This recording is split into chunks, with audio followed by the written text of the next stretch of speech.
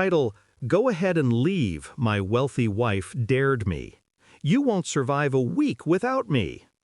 I simply left my keys on the counter of the house I paid for. The next day, her boss and father called her non-stop, screaming, "The bank just called us." "Start," she said it with a smirk. "Go ahead and leave," she dared me. "You won't survive a week without me." Her voice carried that polished arrogance money breeds, the kind of confidence built on someone else's sweat, mine in this case.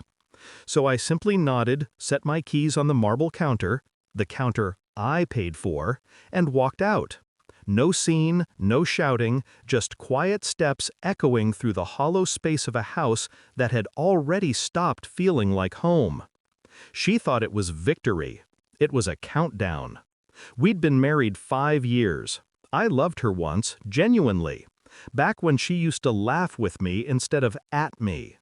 Back before the expensive clothes and boardroom dinners reshaped her into someone colder, sharper. Before her father handed her a position in his firm and she started introducing me as Ethan, my husband, instead of my husband, Ethan. I was proud at first. She was brilliant, ruthless in business, magnetic in a room full of sharks. I mistook it for strength. I didn't see the contempt growing behind her eyes each time she realized I didn't need her money, that I had my own. Quiet, unassuming wealth, earned, not inherited. But arrogance blinds the privileged. She assumed comfort meant dependence. The first hint of betrayal wasn't grand, just subtle, too subtle. A whisper cut off when I entered the room. A smirk exchanged between her and her boss, Richard, over dinner.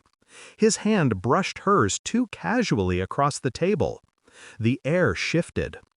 I told myself I was imagining things. Love does that. It blurs red flags into pink excuses. But the night I found her phone left unlocked on the counter, everything sharpened into focus. A message thread open. Her name saved as My Escape. His response beneath it, "He'll never see it coming." I didn't confront her, not yet.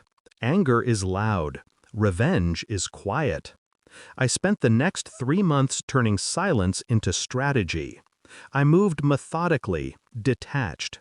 Every decision calculated like a chess move I'd already rehearsed.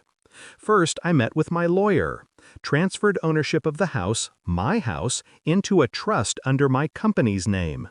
I'd been smart enough to keep it separate before marriage. Prenuptial agreements. Her father insisted on one. Ironically, it would protect me, not her. Then I pulled my accounts. Every dollar tied to our shared lifestyle came from my investments, my business profits. I rerouted everything, liquidated quietly, positioned the funds offshore, legally, cleanly. She never noticed. Why would she? She'd stopped paying attention to me long ago. Next, I gathered proof.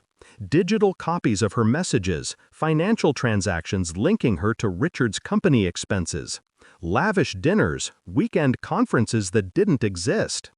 I documented everything. Evidence is a weapon. Timing decides when it fires. The night I left, she believed it was surrender. She had her little performance, mock pity in her voice. "Where will you even go, Ethan?" she asked. I smiled. "You'll find out soon enough." And I did leave, walked straight into the calm I'd been building for months. By morning, my attorney had filed for divorce. Grounds, adultery. Supporting evidence attached. Copies sent to her father's office and the company board. Her world cracked by 9 a.m. At 9:37, her boss, her lover, received an email from his bank.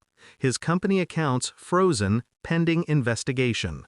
Fraudulent expense claims traced through her corporate card. At 10:12, her father's office received a call from his own bank. The house, listed under his daughter's assets, wasn't hers anymore. The property transfer was airtight, legal, untouchable.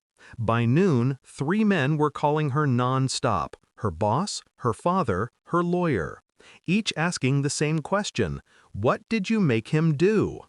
I didn't answer her messages that day. The calls, the sudden shift in tone from mockery to panic. I let her stew in silence, the way she used to let me drown in it. When she finally caught up to me 3 days later, I was sitting in a cafe downtown, reading. Same calm as always. She looked wrecked, hair undone, eyes red, hands trembling around her phone. "Ethan, please, we need to talk." I looked up, pretending to consider it. "About what?" "You ruined me."